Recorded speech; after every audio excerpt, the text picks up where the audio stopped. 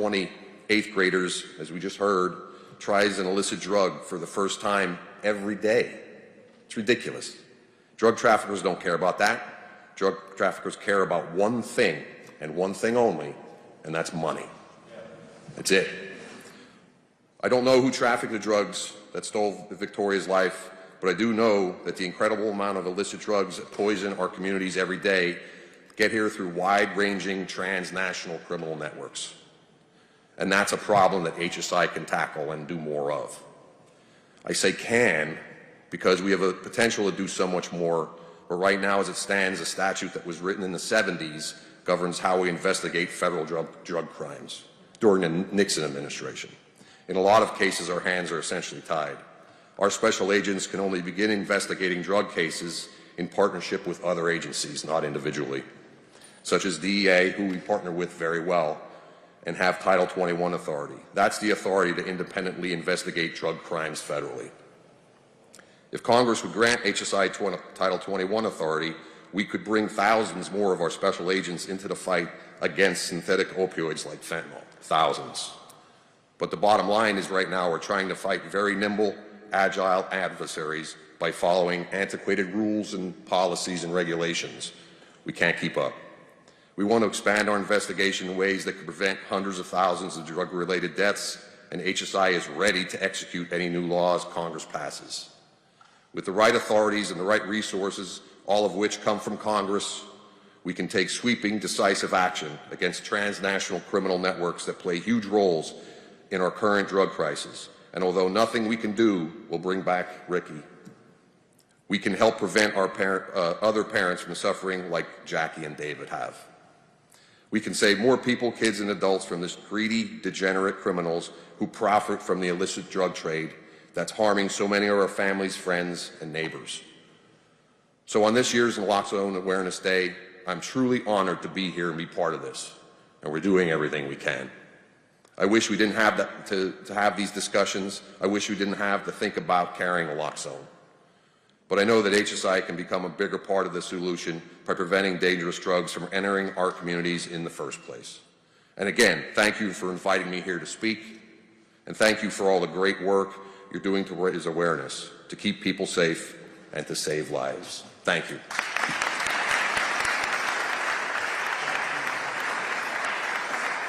Thank you so much, Director. Can we fix Title 21? Can we fix it? Can we give HSI the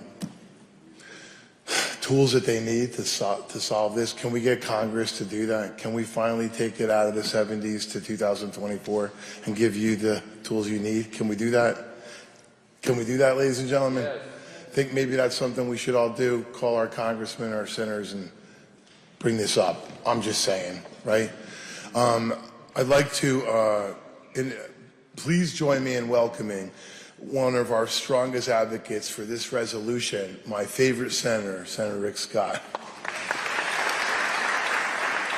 Thank you for all you do. Thank you for everything. I need a selfie with you before you leave.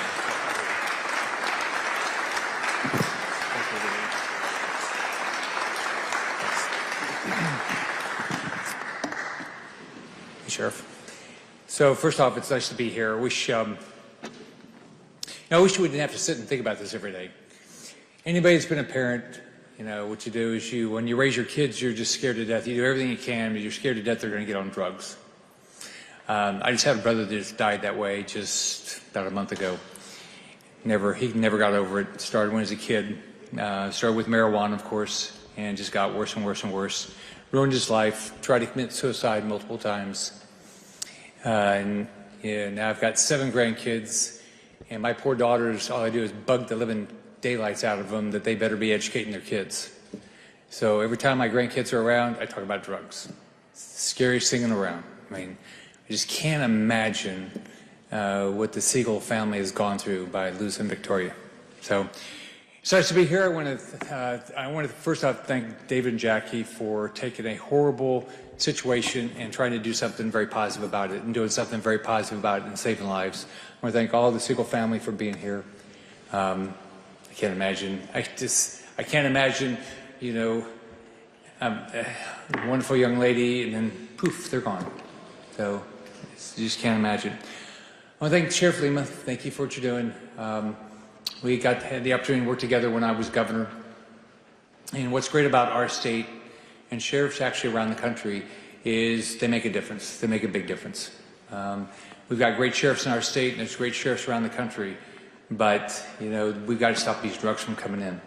I want to thank you for what you're doing at ICE. It's a tough job. And the issue you just brought up, I'll look at, see if there's anything I can do to get legislation passed. But it's hard. I mean, we're losing moms, dads, sisters, brothers, children, friends to opioid poisoning. When you look at the over 70,000 with fentanyl, over 108,000 overdose deaths, you can't imagine. In my lifetime, we've gone from my high school, no drugs, to my last year, marijuana starting, to join the service where there's drugs everywhere, all right, because I was on the coast, that's where drugs started in the country, to now every parent better be talking about this. There's probably nobody in this room who's not impacted somehow by somebody that's either died of overdose or impacted or is going through the process like my brother did, of their lives are just completely destroyed over drugs. Naloxone saves lives. It's a critical tool in our fight to stop the loss caused by opioid in communities across our nation. I'm proud to be joined by a bipartisan group, and it's a bipartisan group of colleagues introducing a resolution designating June 6th as Naloxone Awareness Day to bring awareness to this issue and educate Americans to this life-saving drugs. We introduced and passed this resolution last year, and I'm proud to say this resolution passed last night by unanimous consent. The resolution promotes awareness of the life-saving drug, and by the way, there's so many people who have no idea about this. There's people in law enforcement who don't know about it. 3 years ago, a young family friend, their son is a police officer, and he couldn't get naloxone. So I called Sheriff Chitwood. He said they got plenty of it. So my friend's son had it the next day. It also aims to educate members of the public about the importance of recognizing the signs of overdose. And we got to talk about it. We just got to be honest. And we got to talk about it to everybody. We got to be very vocal. And if somebody, here's the other thing I think we have to be realistic. Some of us have brains that are more addictive. That's life. I don't. My brother did. So we got to work with them. It's not something they wake up every day and say, "Oh gosh, I'm ready to be an addict today." They don't. So we got to help them. I also want to highlight the Victoria Voice Foundation and Single Family for the life-saving work they do on advocacy and education about the dangers of opioids and drug abuse. I hope every school has somebody constantly coming in and talking about this. And I've had Sheriff just did one with me the other day, a fentanyl roundtable. You talk to parents who have lost their kids, and they can't get into schools and talk about this stuff. You've got to get into these schools and talk about it. Every kid needs to know. And I think they should said it's an unbelievable high percentage of drugs that are not bought through a pharmacy have fentanyl now in them. It's a really high percentage. So every pill is deadly almost. So, but I want to thank everybody. I want to thank the Siegel Foundation, or the Victoria Voice Foundation and Siegel family. Organization started following a parent's worst nightmare, the loss of a child. Can't imagine that would happen. So they've trained over 1 million people on drug intervention programs. In the Senate, I'm going to keep fighting. If you have ideas like this today, I'll work on them. I was proud to share that we did pass the bipartisan, bicameral, and fentanyl act, which, where's Jared? Is Jared here? Yep, Jared was instrumental in getting that done. It's not the easiest thing in the world to get legislation passed up here. But the End Fentanyl Act will require the Commissioner of U.S. Customs and Border Protection to update its policies at least once every 3 years to ensure operational field manuals, including their drug interdiction guidance, are up to date. No, nothing's going to bring Victoria back, but I'm glad that the Siegel family is committed to making positive something happen. So hopefully, no other parent has to deal with this the way David and Jackie did. It's nice to be here.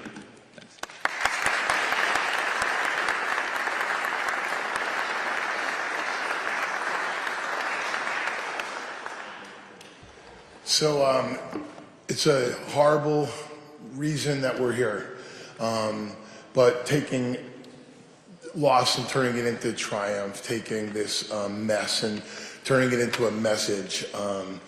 I really am honored to be a part of this. I'm honored to work with this family and to bring her story to kids all across the country and share this diary.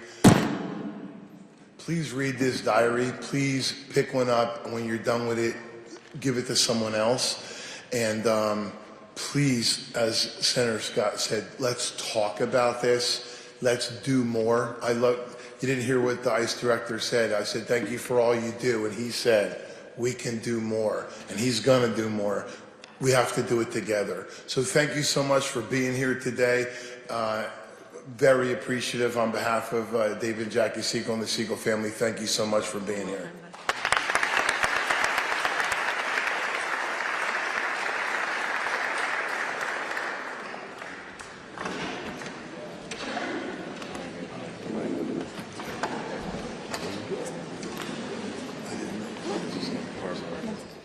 We're going to do a press gaggle here in the podium. If you guys wouldn't mind taking a seat or moving out, the difference of back and stay there. I'm going to do a press gaggle to raise more awareness. So it would be great. You're welcome to stay. Here in the top half of the room. Thank you. Okay, here we're done. Okay. Okay, you guys.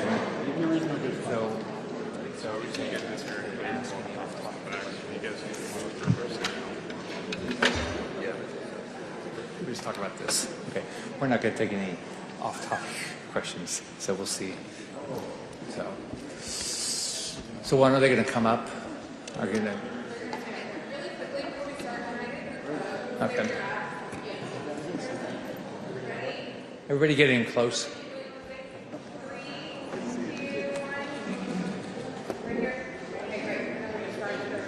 Thank you. That's good. Okay. Okay. Why do they have any questions? 1 second. Okay. Is anybody going to ask questions or just getting remarks? I don't know. Sounds good. You guys have any questions for him or no? Okay, another picture right here.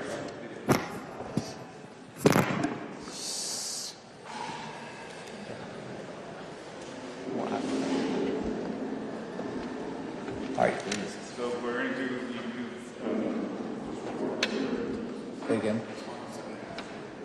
Oh, say it again.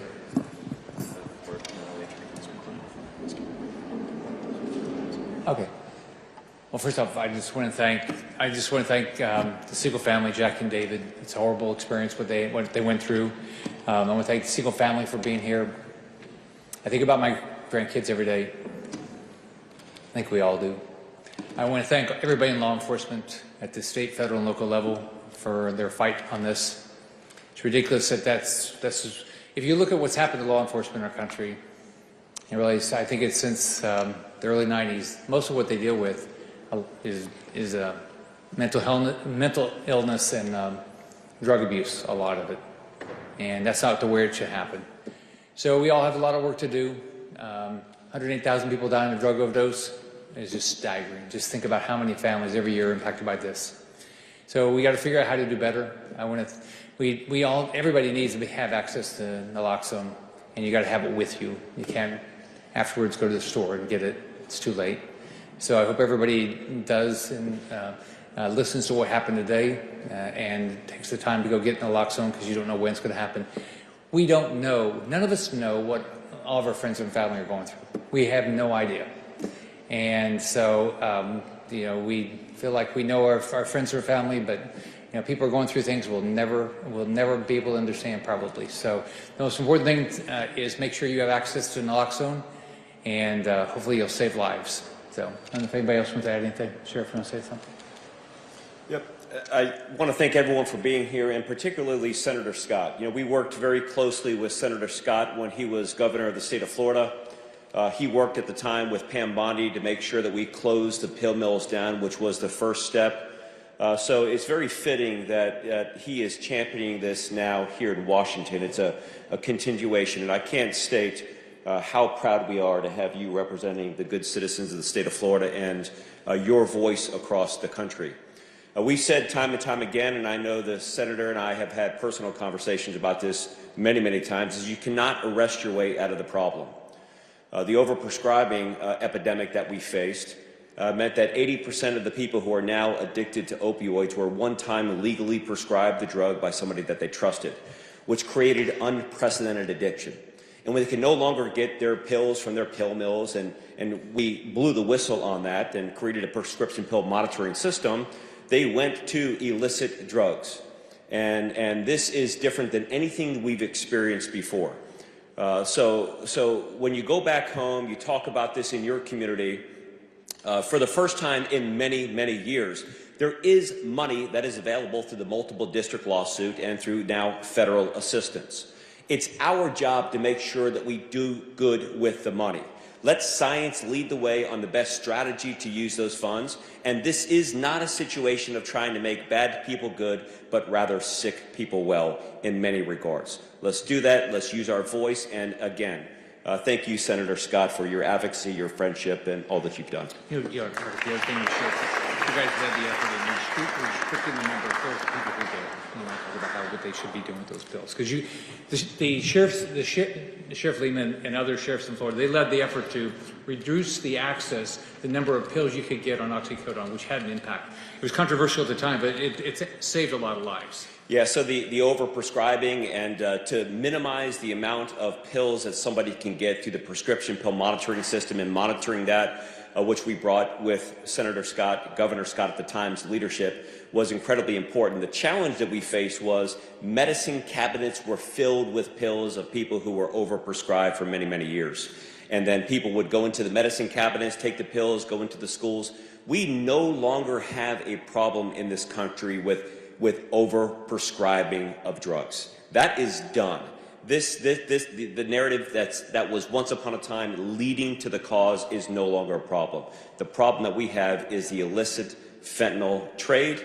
I don't want to go too deep into it, but we have a problem at our border that needs to be addressed with the drugs influx that is coming across there. And the cartels, the two major drug cartels in Mexico, the Sinaloa and the Jalisco New Generation, have supplied the world with drugs, and they've changed their business model to use fentanyl. Again, incredibly less expensive and less labor than the organically grown and processed poppy field. So this is a narrative that more and more people are talking about this. Every time we turn around, our media partners have been a tremendous asset with their specials and their editorials and their advocacy in this process. But let's fulfill this. Let's come back here every year. Let's talk about this. And you know what we do? We don't just offer proclamations again. We stand before the American people and say, here's what success that we've had in the last 12 months, just like a business would do. So again, thank you so much, Senator, for allowing me to be a part of this. And of course, the Siegel family, it's an honor to serve as a board member of this great and noble cause. Thank you.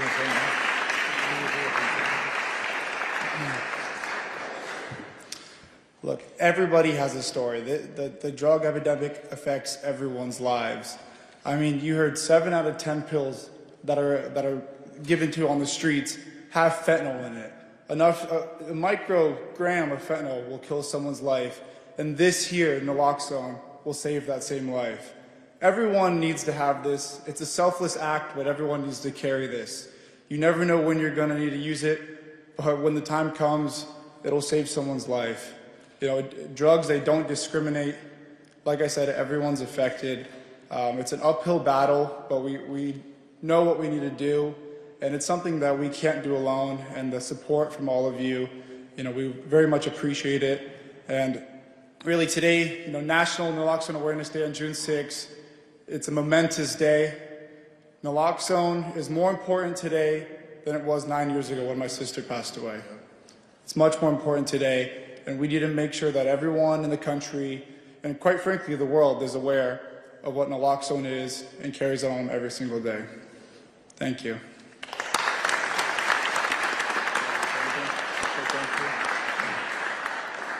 I just want to thank everyone for being here today. To battle terrorism, we rely on our military. To fight this war on drugs, we rely on all of you. So your responsibility. It's your job to get the message out there, and just can't be more thankful to be in a room with such great, wonderful people, and look forward to seeing you guys next year.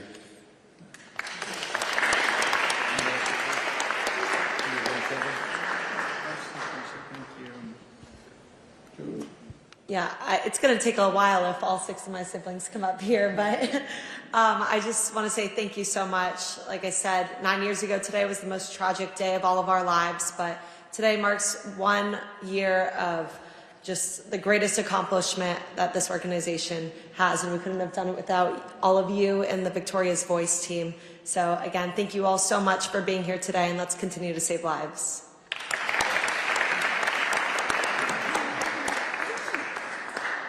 I just want to say thank you so much for being out here, and just a reminder to keep naloxone on you everywhere you go.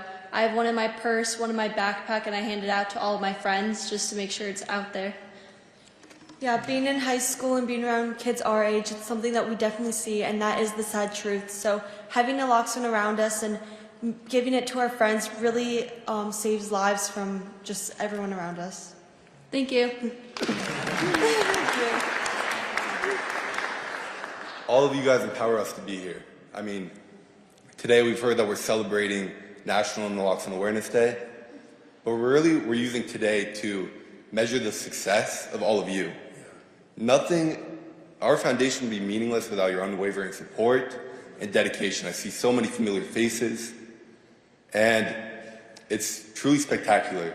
You uplift us to be here. None of us would be standing up here without your voice and without your support, without your help.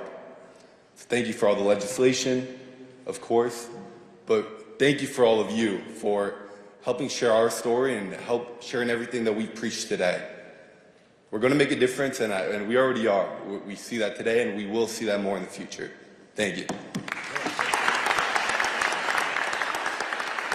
Okay, in summary, I didn't mention this. I don't usually talk about it, but I have used Narcan naloxone 9 times in the last 24 months, 4 times at fast food restaurants. I've used Narcan 9 times to bring someone back.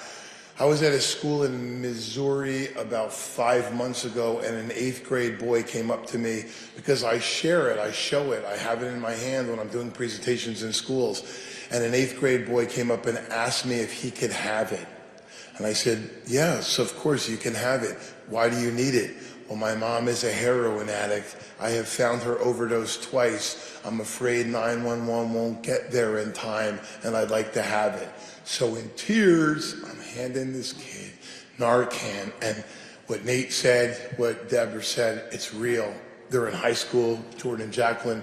They see it every single day. We have got to change this, and we have to solve this problem. And then next year we'll be here reauthorizing it with much more successes because of everyone in this room. So thank you very much for being here. We are making a difference. We are. Thank you.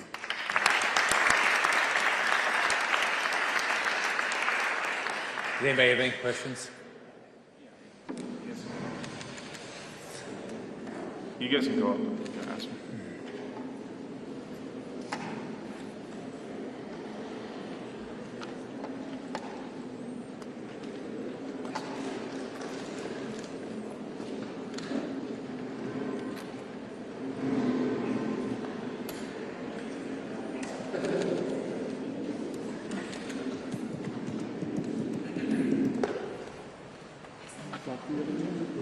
Hi.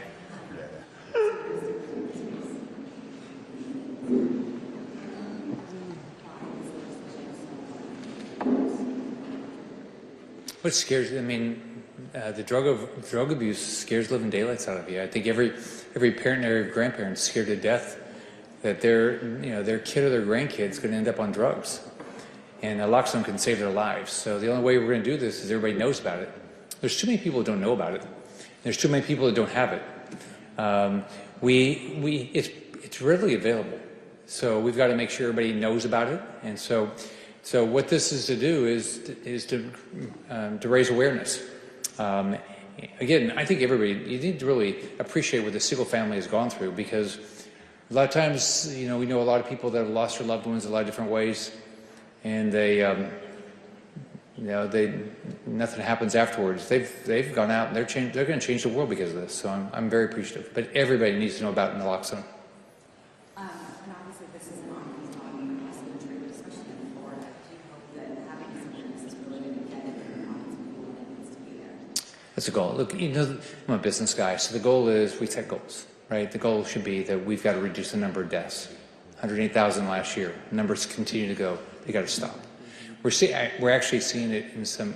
The sheriff can talk about this better than I can, but in Florida we're seeing success in certain counties in our state. Sheriff, I don't know if you want to talk about that. Yep, sure. We are seeing unprecedented success, but we can't take that as a sole factor. A lot of times we're dealing statistically on mortality numbers, and I think that when we look at the numbers of arrest, treatment, and of course mortality rate, that is just a reflection of the amount of people who are living in our society every single day that may not fall into one of those trackable, measurable categories. We have a lot of people who, again, are using and they're not in those areas. But because of the partnership with Victoria's Voice across the state of Florida, there's an initiative called Project Opioid that has 5 various areas. We have a unique partnership with HIDA. AJ Colazzo from HIDA is here as well. So we are seeing in major metropolitan areas across the state of Florida reductions as close to 20% reductions, 30% reductions in overdoses and poisonings, and also significant reductions, 25% or so, in fatalities because of the presence of naloxone. But the key here is once you administer Narcan, it's not over. I mean, you have to get to the hospital within the first 90 minutes of administering naloxone and be stabilized. If not, you'll overdose again. The important part is when you leave the hospital, then what happens?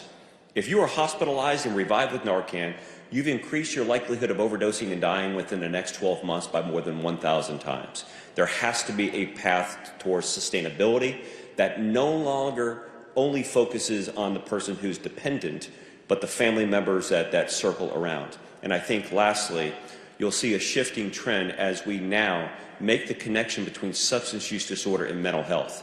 You cannot be addicted and dependent on a substance without the co-occurring psychological effects that go along with that. And the treatment has to be in both spaces. So we are seeing success largely because of naloxone. Secondly, because now we're talking about this in open spaces, and I think that we'll continue to experience that. Anything else? Just, I mean, this is all about awareness, and I know Florida has some specific rules and everything, but how will things like this help with the stigma of this illness? It'll only help if we talk about it. I mean, we all have to talk about it. Every family in this country is dealing with mental illness. Every family in this country has dealt with drug abuse, alcohol abuse. Talk about it. When I was growing up, nobody wanted to talk about their. Back then, there was a lot of alcohol, less drugs, but nobody wanted to talk about how much their alcoholism there was in their family. I had a lot of it in mine. Today, you have to talk about it. We have to talk about responsibly drinking. We have to talk about not using drugs. And the issue with mental illness. And because we can't solve it if we don't. And what the sheriff said, one of the other issues we have is how do you treat it? There's never enough money. I mean, I can just tell you from being governor for 8 years, being up here 5 years, there's never enough money. So we've got to figure out how do we stop in the beginning? How do we prevent it? We have to figure out how do we, I just had a relative that we paid to go through an addiction program, and hopefully it works, right? And we're going to do everything we can to help them. But it's also what the sheriff said. It's not just that person. It's, we have families that are enablers. We've got to deal with that. And they got to change their environment. There's a lot of things you have to do. It scares you to death. This stuff. I think about my grandkids every day. So I think everybody thinks about somebody in their life about this. Okay, thanks. All right, thank you. Okay. Thank you.